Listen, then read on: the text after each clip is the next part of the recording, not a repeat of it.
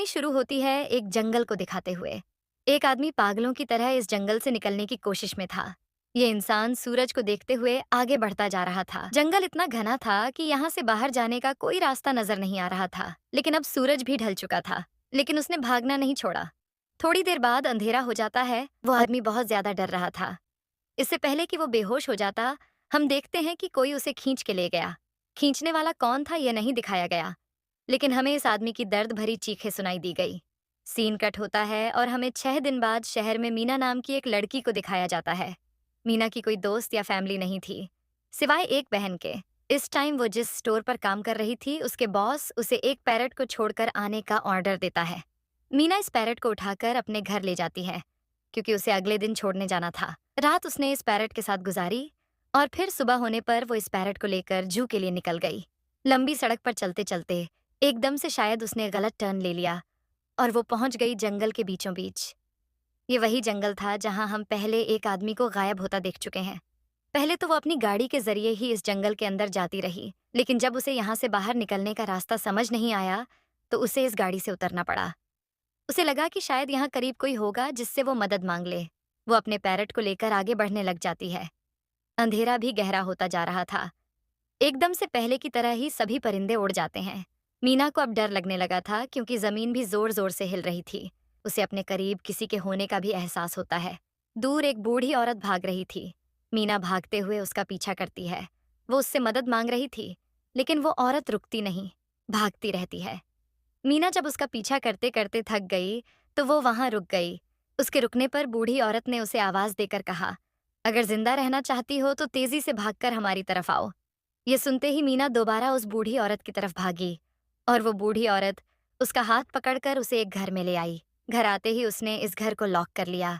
ये कोई घर नहीं था, बल्कि एक काफी अजीब कमरा था, जिसमें एक बहुत बड़ा सा मिरर लगा हुआ था। इस बूढ़ी औरत के साथ यहाँ दो और लोग भी थे। मीना घबराकर इन लोगों से पूछती है, ये कौन सी जगह है? ये लोग कोई जवाब नहीं देते और उसे मिरर के सामने खड़े होने को कहते हैं, क्योंकि कोई उन्हें देखने आने वाला था। मीना पूछती है, आखिर कौन देखने आ रहा है? तो वो बूढ़ी औरत मेडलाइन जवाब देती है, हमें वोचर्स देखने आ रहे हैं। एकदम से यहाँ अजीबोगरीब आवाजें भी गूंजने लगीं। इस बूढ़ी औरत ने बताया कि वो तुम्हारे आने से खुश है, वो यहाँ तालियां बजा रहे हैं तुम्हारे लिए। मीना पूरी तरह कंफ्यूज थी। मेडलाइन वाउचर्स कह रही थी। उन्हें ना तो अभी तक मूवी में दिखाया गया और ना ही मीना या किसी और ने उन्हें देखा था। खैर, रात गुजर जाती है। सुबह होने पर ये लोग इस जगह से बाहर निकल आते हैं। मैडलाइन बताती है कि वो सिर्फ रात में ही बाहर निकलते हैं। दिन के वक्त हम लोग जंगल में आजाद घूम सकते हैं। मीना को इस जंगल में नहीं रहना था। वो यहाँ से निकलने के लिए आगे बढ़ जाती है, पर आगे बढ़ने पर उसे भी वही साइन दिखाई दिए, पॉइंट ऑफ नो रिटर्न वाले। इन्हें देखकर वो घबरा तो गई, लेकिन पहले वाली लड़के की तरह ही वो सूरज को देखकर सूरज के डायरेक्शन में आगे बढ़ती रही, पर जंगल से निकलने में कामयाब नहीं हो सकी। एकदम से उसे जमीन के नीचे हलचल महसूस हुई। वो डर गई और वापस उसी घर की तरफ भागी। मीना पूछती है, ये सब किसने बनाया? तो वो जवाब देती है, ये एक प्रोफेसर ने बनाया था। रात हो जाती है कि लोग वापस उसे घर के अंदर आ जाते हैं। हर रात वॉचर्स उन्हें देखने के लिए आते थे। आज की रात में लड़की उनके सामने डांस करती है और कहती है यह सब उन्हें पसंद है। ऐसा नहीं था कि इन चारों को हर रात वॉचर्स के सामने खड़ा ही रहना पड़ता था। ये लोग जो चाहते वो कर सकते थे, लेकिन उनकी तरफ अपनी कमर नहीं कर सकते थे। रात में तो इन्हें सिर्फ वाउचर्स का मसला था, लेकिन दिन में भी इन्हें बहुत मुश्किलों का सामना करना पड़ता था। ये जंगल से हर रोज कुछ ना कुछ हैंग करके लेकर आते थे, जिनसे इनका गुजारा होता था। अगले दिन कीरा और मीना दोनों जंगल में खाना इकट्ठा करने के लिए जाते हैं। मीना उससे सवाल करती हैं, आखिर ये वाउचर चाहते क्या है? कीरा बताती है, मुझे भी कुछ खास नहीं पता, लेकिन मेडलाइन के पास एक थ्योरी है। उसके मुताबिक ये वाउचर हमें देखते हैं, हमें ऑब्जर्व करते हैं, फिर उसे एक गड्ढा दिखाते हैं और कहती है, ऐसे ही बहुत से गड्ढे जंगल में मौजूद हैं। दिन के वक्त ये सारे के सारे वाउचर्स इन गड्ढों में रहते हैं और रात में वहां से बाहर निकल आते हैं। कीरा बताती है कि उन्हें यहाँ फंसे हुए 6 महीने हो गए हैं। मीरा का हस्बैंड जंगल में रास्ता ढूंढने के लिए निकला है। उसे उम्मीद है कि वो जरूर रास्ता ढूंढकर वापस आएगा। अगले दिन मीना डेनियल के साथ खाना इकट्ठा करने निकलती है। मीना अपने अच्छे दिन यहाँ बर्बाद नहीं करना चाहती थी, इसलिए वो यहाँ से निकलने की तैयारी कर रही थी। वो डेनियल से पूछती है, क्या आज तक तुमने किसी वाउचर को देखा? डेनियल ने ना में जवाब देता है। तब मीना डेनियल को समझाती है कि मुझे लगता है कि ये सब मेडलाइन की बनाई हुई कहानी है, जिसके अंदर वो हमें फंसा रही है। हमें जरूर इन कैंडिडेटों को जाकर चेक करना चाहिए। शायद हमें यहाँ से बाहर जाने का कोई रास्ता मिल जाए। डेनियल, जो कि खुद यहाँ से बाहर जाना चाहता था, मीना की बात मान लेता है। और अब मीना अपने साथ रस्सी बांधकर उस गड्ढे के अंदर उतरती है। रस्सी का दूसरा सिरा डेनियल ने पकड़ा हुआ था कि अगर मीना को कुछ भी हो, वो जल्दी से मीना को बाहर की तरफ खींच ले। मीना नीचे पहुंचती है, जहां उसे बहुत सारे इंसानों का सामान मिलता है। मीना इस सामान को इकट्ठा कर लेती है। जरूर वो जंगल में फंसे हुए इंसानों का ही सामान होगा। रस्सी के सहारे मीना और डेनियल उस सामान को बाहर ले आते हैं, और इससे पहले कि मीना उसे घड़े से बाहर निकलती, उसे घड़े के अंदर किसी की उंगलियां दिखाई देती हैं। वो ठीक से तो नहीं देख पाई कि ये क्या चीज थी, लेकिन वो डर गई। ये लोग वो सारे सामान को लेकर अपने सेफ हाउस में ले गए, जहां मैडलाइन ने उससे पूछा, ये सामान तुम्हें कहाँ से मिला?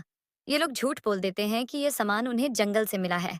मैडलाइन को इस जंगल में रहते हुए बहुत अरसा गुजर चुका था। वो जानती थी कि ऐसा सामान उसे जंगल से नहीं, बल्कि गड्ढे से मिला होगा। अब इन लोगों को गड्ढे से एक कैमरा भी मिला था। इस कैमरा के सीसीटीवी कैमरा बनाकर डेनियल और मीना इस घर के बाहर लगा देते हैं, ताकि ये लोग भी वाउचर्स को देख पाएं। मेडलाइन उनको समझाती रह जाती है कि तुम गलत कर रही हो। आज ये लोग वाउचर्स के इंतजार में बैठे थे, ताकि इन्हें वो देख पाएं। अभी तक वाउचर नहीं आए थे, लेकिन आज इनके साथ कुछ अजीब होता है।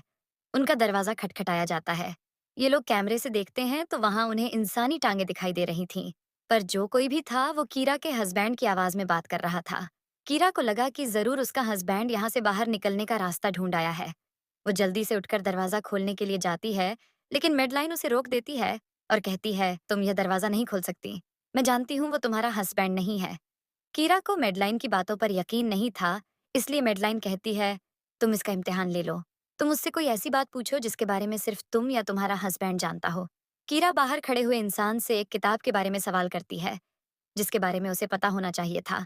लेकिन जब बाहर खड़ा हुआ इंसान कोई जवाब नहीं देता, तो ये समझ जाते हैं कि ये वोचर्स है। ये जब दरवाजा नहीं खोलते, तो वो इनके बाहर लगे हुए कैमरा को तोड़ देता है। सभी वाउचर अब गुस्से में आ चुके थे। वो इनके घर के बाहर लगा हुआ शीशा भी तोड़ने वाले थे, लेकिन ये सब लोग शीशे के सामने खड़े हो जाते हैं। उनके ऐसा करने पर वॉचर्स ने शीशा तोड़ना बंद कर दिया, और वो इनको मारने नहीं आए। रात इनके साथ काफी सारी गलत चीजें हो गई थीं।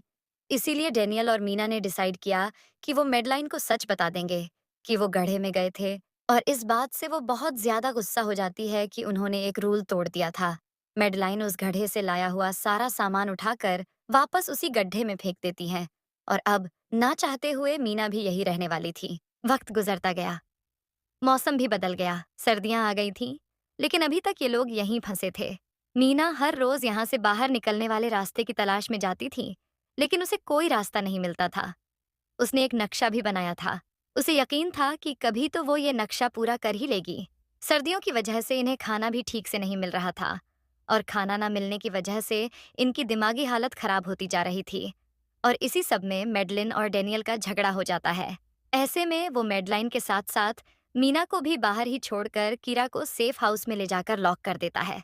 थोड़ी देर बाद अंधेरा भी हो गया, और मजबूरन इन्हें अपनी जान बचाने के लिए एक घने दरख्त के नीचे खड़ा होना पड़ा। अब तो इन्हें वॉचर्स के आने की आहटें भी सुनाई दे रही थीं। इस टाइम मीना और मेडलाइन के साथ हम ऑडियंस को भी इन वाउचर्स की एक झलक दिखाई जाती है। ये लोग लंबे लंबे, पतले और खतरनाक थे। अपने घरों से निकलकर ये सब इंसानों को देखने के लिए इस सेफ रूम तक पहुंचे हैं। और जब ये लोग देखते हैं कि मीना और मेडलाइन वहां नहीं है, तो उनको खाने के लिए ये लोग जंगल में उन्हें ढूंढने लग जाते हैं। और इन क्रिएचर्स के दूर जाते ही मीना और मेडलाइन को मौका मिल जाता है दोबारा अपने सेफ हाउस तक आने का। इस मर्तबा वो जोर जोर से दरवाजा खटखटाते हैं, और आखिर डेनियल उनके लिए दरवाजा खोल ही देता है। अचानक डेनियल की नजर फर्श पर पड़ती है। यहाँ फर्श थोड़ा ऊपर नीचे था। वो जैसे ही कारपेट उठाकर देखता है, तो नीचे एक बंकर था। ये लोग बिना वक्त जाए किए उसका दरवाजा खोलकर उसके अंदर चले जाते हैं, और फिर बंकर बंद कर लेते हैं। ये लोग इस चीज से हैरान थे कि बंकर इतने अरसे से यहाँ था, और इन लोगों को पता भी नहीं चला। इस बंकर के नीचे बहुत फैसिलिटीज थीं। हजारों दिन का खाना, बहुत सारे टीवी, टेक्नोलॉजी, और भी बहुत सारी जरूरत का सामान रखा था। मीना जानना चाहती थी कि आखिर ये जगह किसने बनाई, इसीलिए वो इस कंप्यूटर को ऑन कर लेती है। इस कंप्यूटर में इंटरनेट तो नहीं था, लेकिन बहुत सारा डाटा सेव था, जिसे खोलने पर इन्हें पता चला है कि ये सारी जगह डॉक्टर मार्टिन ने बनाई थी। वो इन क्रिएचर्स पर रिसर्च करना चाहता था, इसीलिए उसने ये बंकर बनाया था। वो इस बंकर में रहता था। पैसों का लालच देकर वो दूसरे इंसानों को यहाँ लेकर आता था और रात के वक्त उन्हें ऊपर रूम में छोड़कर खुद इस बंकर में आकर छुप जाता था। ये क्रिएचर कोई मॉन्स्टर नहीं, बल्कि असल में फेरिस थी, जो पहले इंसानों के साथ रहती थी, लेकिन फिर इंसानों ने इन्हें धोखा दिया। इस कंप्यूटर में बहुत सी वीडियो थी और हर वीडियो में मार्टिन ने कुछ ना कुछ बताया हुआ था। मीना बस ये जानना चाहती थी कि आखिर में क्या हुआ। इसीलिए वो सबसे आखिरी वीडियो प्ले करती है, जिसमें वो देखती है कि प्रोफेसर खुद को और उस फेरी को मारने वाले हैं। मरने से पहले वो इस जंगल में फंसे हुए लोगों के लिए यहाँ से निकलने का रास्ता बता देता है और कहता है कि शाम में जिस डायरेक्शन में परिंदे भागते हैं, उसी डायरेक्शन में भागने से वो लोग इस जंगल से निकल सकते हैं।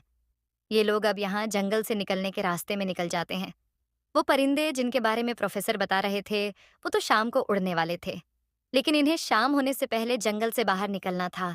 इसलिए मीना अपने पास मौजूद पैरट को आजाद कर देती है। जिस डायरेक्शन में वो उड़ता है, ये लोग उसी डायरेक्शन में चलने लग जाते हैं। चलते हुए ये लोग एक नदी के पास पहुंच गए। फाइनली इस नदी के जरिए ये लोग इस जंगल से निकल सकते थे और फाइनली ये लोग खुद इस नदी को पार करके शहर तक पहुंच जाते हैं और इनकी जान बच गई। इसी के साथ ये मूवी एंड होती है। आशा करती हूँ आपको एक्सप्लेनेशन अच्छी लगी होगी। और भी अच्छी एक्सप्लेनेशन के लिए सब्सक्राइब और लाइक करें।